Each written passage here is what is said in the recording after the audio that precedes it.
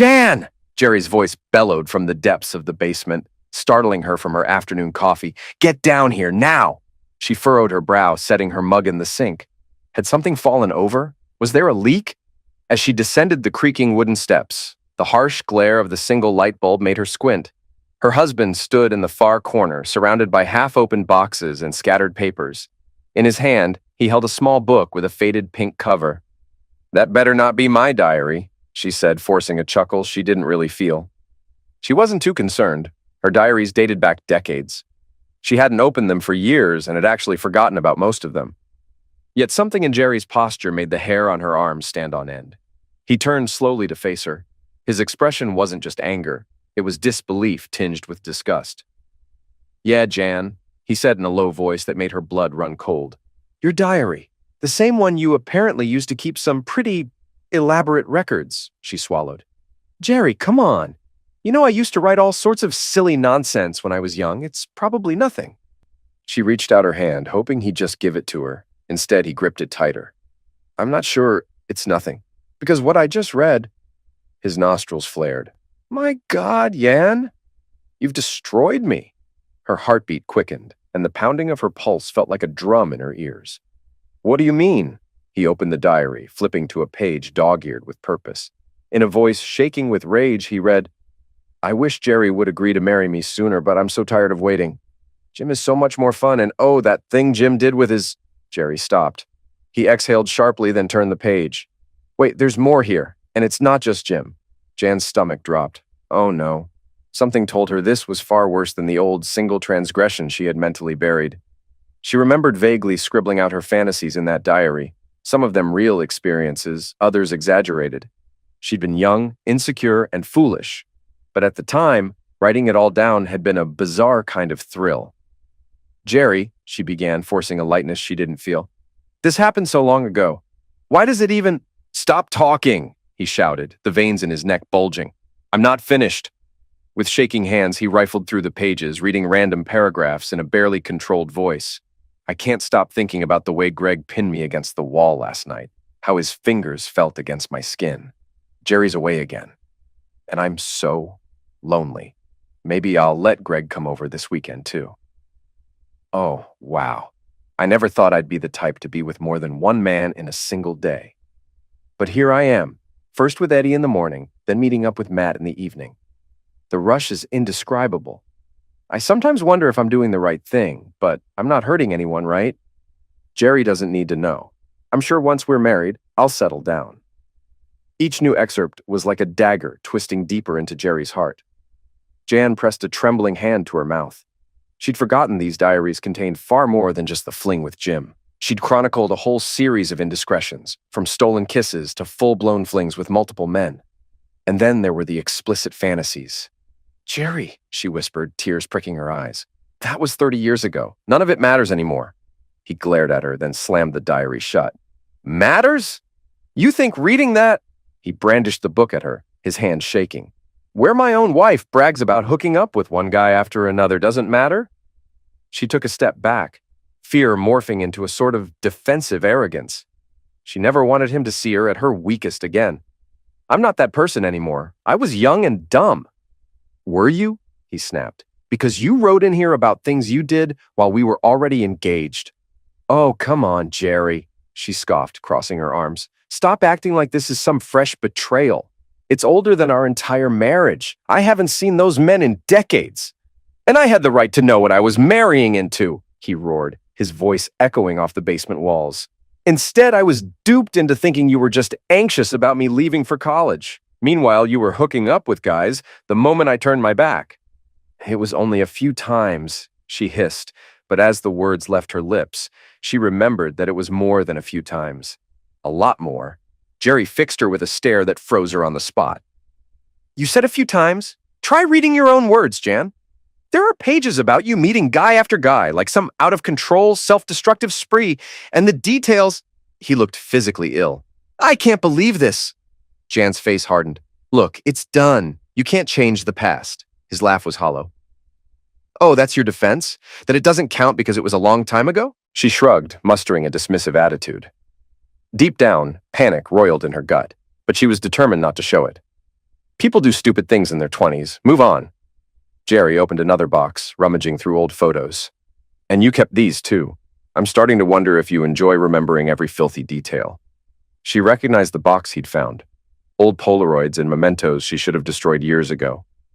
He pulled out a photograph. Jan's heart nearly stopped. Who, Jerry said slowly, are these men? His eyes flicked between the picture and his wife. The photo showed Jan on a couch, half-dressed in a tight top, leaning into a group of 5 guys. Each one had a cocky grin and an arm slung around her. One of them was flexing an impressive bicep. Another was making a gesture at her backside. But the worst part was Jan's own expression. She looked thrilled. She tried to brush it off. Oh, please, Jerry. That's from some random party, it's nothing. But there was no denying the suggestive nature of the photo. The men had a certain familiar closeness with her, and Jan's hair was rumpled in a way that suggested a wild night. To top it off, in black marker across the bottom was scrawled, "The best night ever." Jerry's eyes glistened with tears he refused to shed. Why did you save this? His voice was hushed, teetering between heartbreak and fury. Why would you hold on to any memory of that kind of violation of our trust? She shrugged again, though it came off as a weak, twitchy gesture. I forgot I even had it. He let the photo fall from his hand like it burned his fingers. Get out! Jerry! He stared her down. I said get out! Jan stormed upstairs, tears in her eyes, but her face twisted into a rebellious scowl. This is so stupid, she muttered to herself. It was insane that after so many good years, Jerry was going to throw it all away because of some ancient history. Why did he have to go snooping around in the basement anyway? Jerry emerged moments later carrying the open diary and a handful of photographs. You're going to your parents, he said flatly. His calmness was more terrifying than the yelling had been. You can't just banish me. I live here too. Not anymore, not until I figure out what to do with all of this. He gestured to the diary. Do you realize how humiliating this is? For 30 years, I've believed in a marriage that might have been a lie from day one. She rolled her eyes. My God, Jerry, if it was a lie, then why did we have such a good life? He trembled, each breath ragged. Was it a good life, though, Jan? Or did you just get bored with cheating and decided I was the safe bet? This is exactly what I'm talking about, she snapped.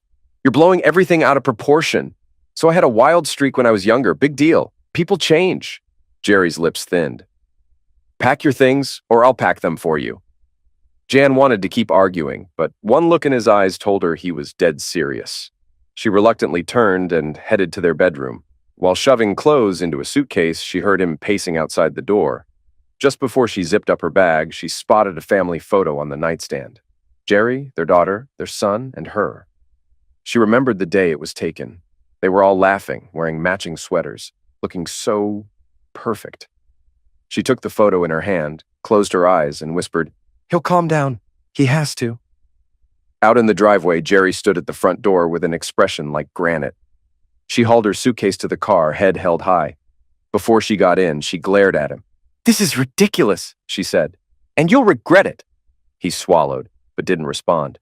As she drove off, she looked in the rearview mirror to see him standing there, the diary clutched in his hand. She hated him in that moment almost as much as she hated herself. Word spreads fast in a small town.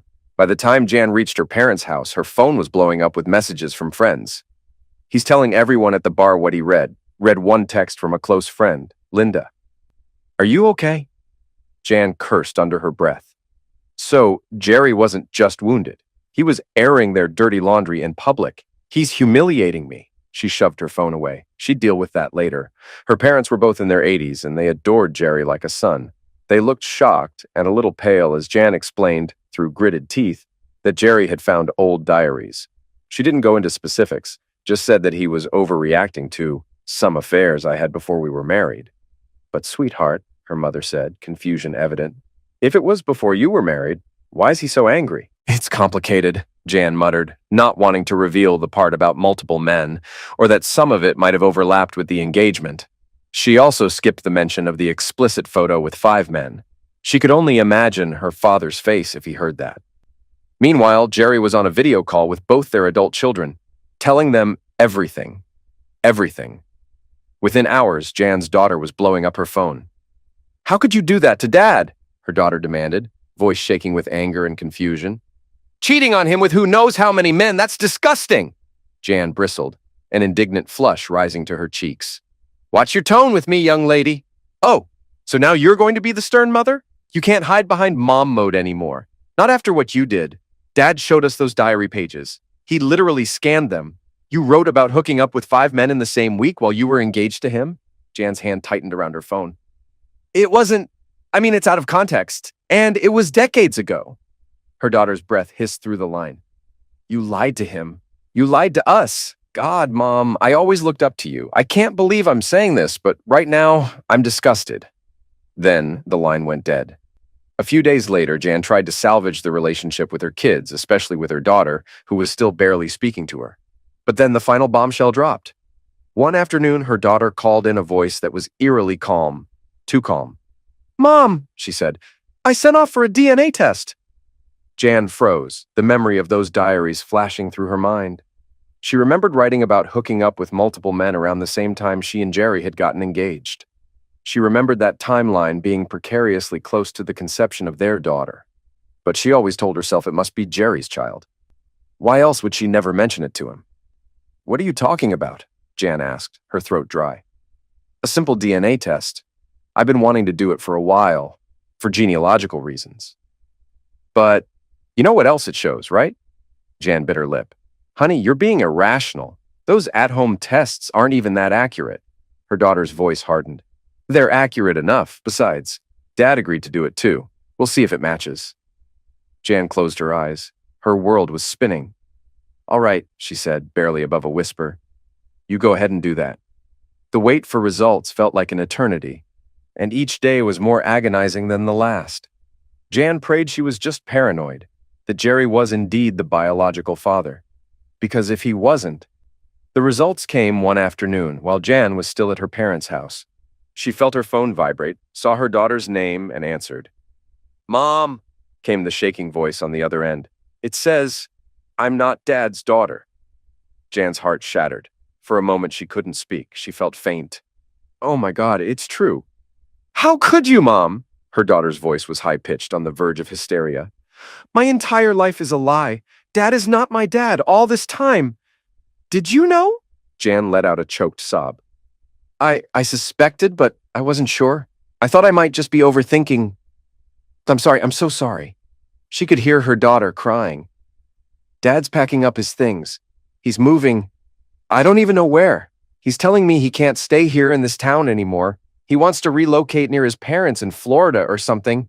You have to fix this. How am I supposed to fix something like this? Jan cried, feeling dizzy. Your father is... Everything you know about him is real. He loves you. But he's not my biological father. This changes everything. And then the line went dead again. Jan drove back to the house she once shared with Jerry. She felt defiant, humiliated, terrified, the perfect swirl of raw emotions. When she walked in, she found Jerry standing in the living room, his eyes red from anger or tears, or both. You have nerve, he said quietly. Showing up here. She tossed her hair back, a defensive posture. I need my things. His bitter laugh echoed through the emptiness.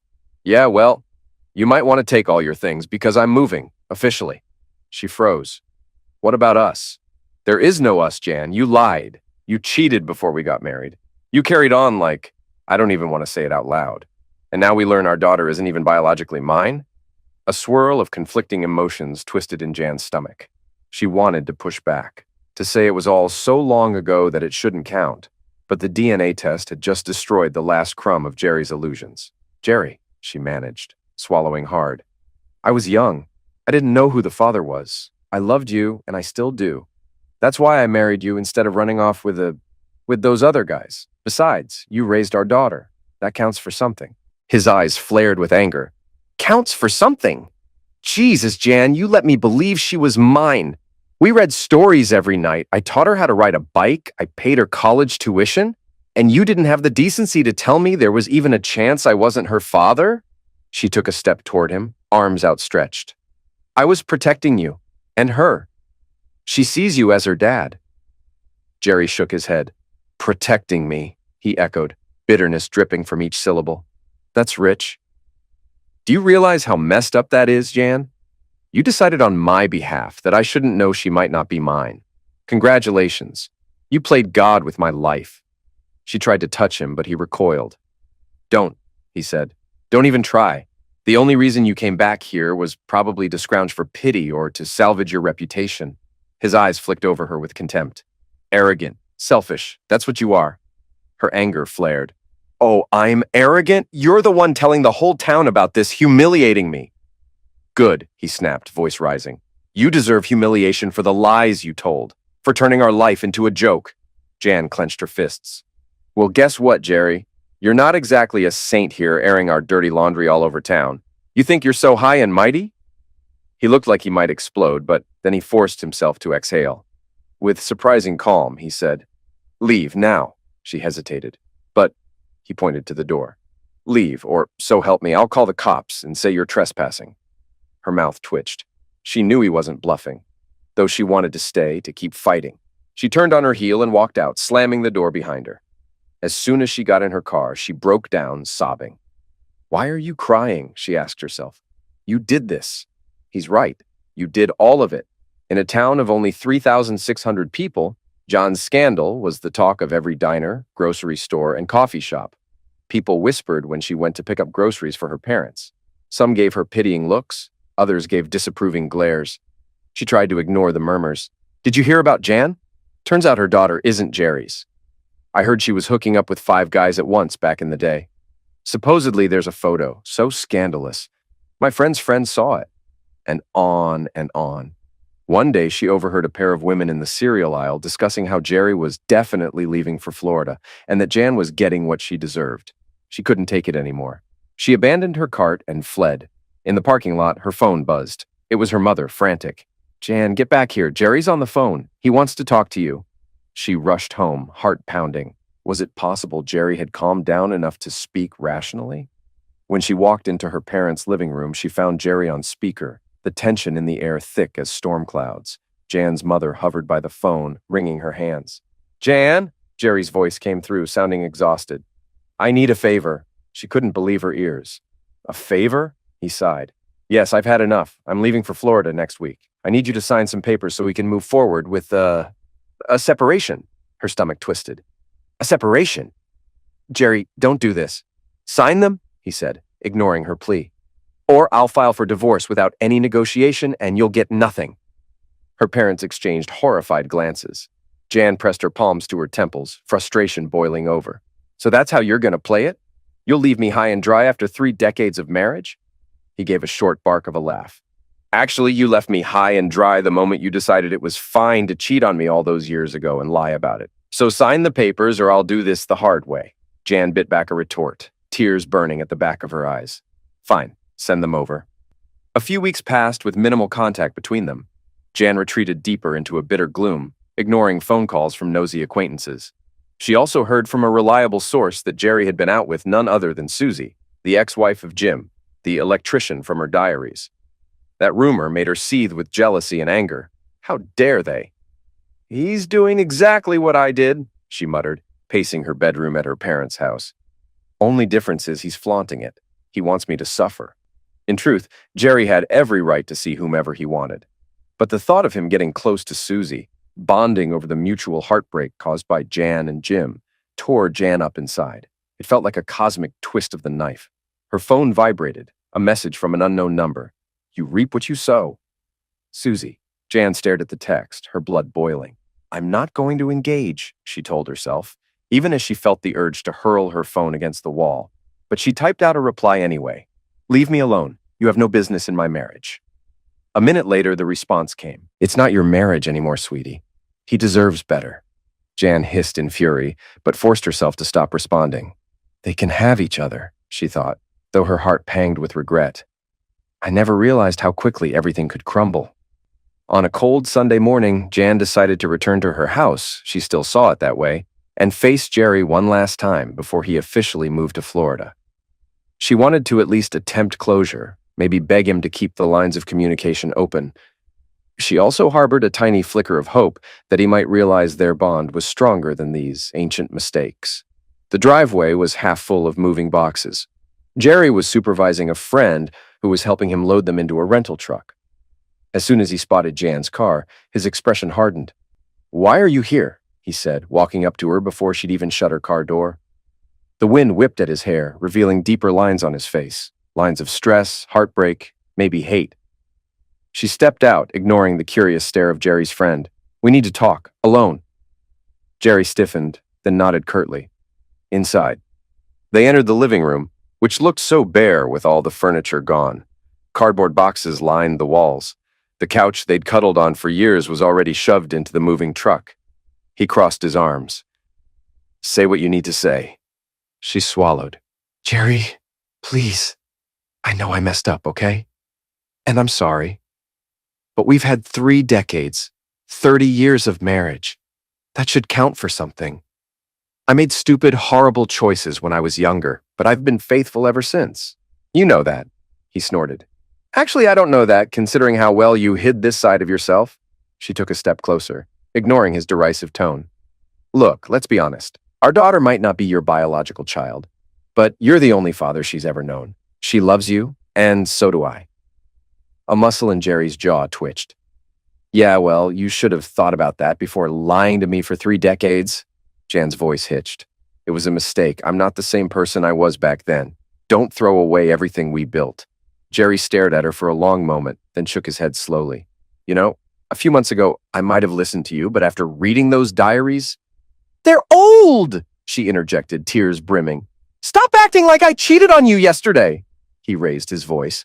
"Doesn't matter if it was 30 years or 30 seconds. You let me believe I was marrying someone pure, loyal, honest. All that time you had this skeleton in your closet, or should I say a horde of skeletons. Greg, Eddie, Matt, and God knows who else. And that photo with the 5 men, I can't unsee that." Her face twisted in shame for a split second, but she quickly hardened. "You're unbelievable. I can't change the past, Jerry." "Exactly," he replied, voice dropping to a near whisper. "And I can't change how I feel." Jan's bravado cracked, tears spilling down her cheeks. "So that's it? You're leaving me?" He nodded. "We're already divorced in every way that matters. The legal process will catch up soon enough. I have no reason to stay in this house, this town, this state. I'm done." She clasped her hands together. "Please, let's at least talk about therapy. Maybe we can—" "No," he said, finality lacing the single word. "I won't live my life wondering if you've done it again. I can't look at you without picturing them." Jan's shoulders slumped, defeat washing over her. "So, you'd rather run off with Susie or whoever else you've been seeing?" Jerry raised a brow. "At least Susie isn't hiding any diaries full of secrets. But that's irrelevant to you. We're finished, Jan." She felt a flash of rage. "You're a hypocrite if you're hooking up with her. You know that? If you can't forgive me for my past—" He cut her off with a bitter laugh. "My God, you still don't get it. This isn't about me hooking up with anyone. It's about your fundamental betrayal, your arrogance, and the lies that form the foundation of our entire marriage. If you can't see the difference, then there's truly nothing left to say." They stood in silence for a moment, tension crackling like static in the air. Then Jerry's friend poked his head through the front door. "Hey man, sorry to interrupt, but the truck's packed. We should get going soon." Jerry nodded. "Right." Jan stared at him, her eyes pleading, but he turned away, grabbed his coat from the floor, and walked out without another word. Days turned into weeks. Jerry left for Florida. Their daughter moved to Orlando for work. Their son stayed in Atlanta. Jan was alone in her parents' house, the same small bedroom she'd grown up in, but now haunted by regrets and the ghost of what used to be. She spent her nights scrolling through old photos on her phone, pausing on each image of her and Jerry smiling at barbecues, birthdays, anniversaries.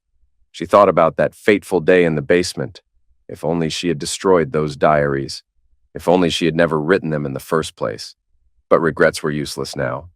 Her phone rang sporadically, mostly from old friends wanting the inside scoop on the scandal. She ignored them, she ignored everyone, because no matter how many times she tried to justify or rationalize, the truth was inescapable. She caused this. Once, late at night, she even thought about driving down to Florida unannounced, knocking on Jerry's door and begging him again.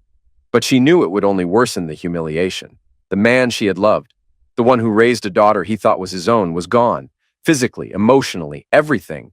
She had lost him, and possibly lost herself too. In a fleeting moment of desperation, she texted her daughter, "I'm so sorry, honey. I love you. I hope someday you can forgive me." Let me know how your new apartment is going." No response. She tried her son next, leaving a tearful voicemail. "Please call me back. I know you're hurting, but I'm hurting too. I love you both more than anything." Nothing. The silence was deafening. One chilly evening, Jan's father found her sitting in the dark living room, staring at nothing. He cleared his throat. "Jan," he began softly, "I know this is a difficult time, but maybe you should talk to your kids in person." She nodded, tears pooling. "They won't pick up my calls. I'm a complete pariah now." Her father sighed and placed a gentle hand on her shoulder. "You have to understand why they're upset, especially your daughter. Her sense of identity is shattered." Jan bit her lip. "I know, and it's all my fault. If only I'd told Jerry the truth. Maybe we could have—" She shook her head, too exhausted to finish the thought. Her father looked at her, sorrow etched in every wrinkle of his face. "You might have lost Jerry," he said quietly, "but do what you can to not lose your children. If that means letting them be angry for a while, you let them. If it means apologizing a million times, you do it. Don't let your pride or your resentment get in the way."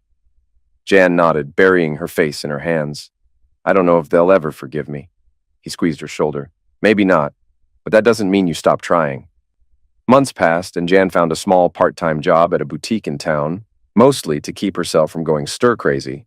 She lived with her parents, cooking meals for them, cleaning, distracting herself from the emptiness that lurked in her heart. Jerry was gone, somewhere near Tampa, building a new life. The last she heard, he was renting a small house by the water. Rumors swirled that he was still in touch with Susie. Some said they were just friends. Others said they were lovers. Jan tried not to care, but the thought of him moving on so easily gnawed at her soul. Her kids remained distant. The only semblance of contact was the occasional text from her daughter, curt and practical, about paperwork or tax documents. Her son never replied at all. Some nights Jan lay awake, replaying every moment of her past. She thought about that group photo with 5 guys, the time she bragged in her diary about hooking up with men while Jerry was away, the day she discovered she was pregnant but never fully considered the timeline. It was all so easy to dismiss back then, to say, it's the past, and move on. But now she understood that some pasts, no matter how far behind, never truly go away.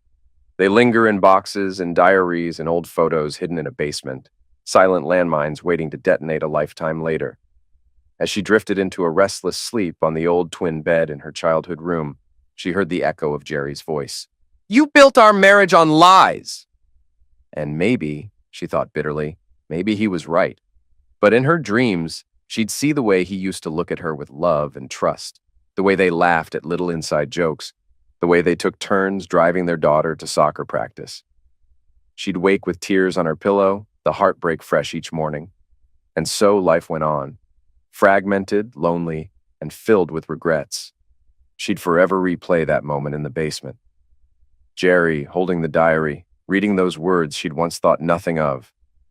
That moment, more than any other, shattered the illusion of the perfect marriage. And there was no way to rewrite that story.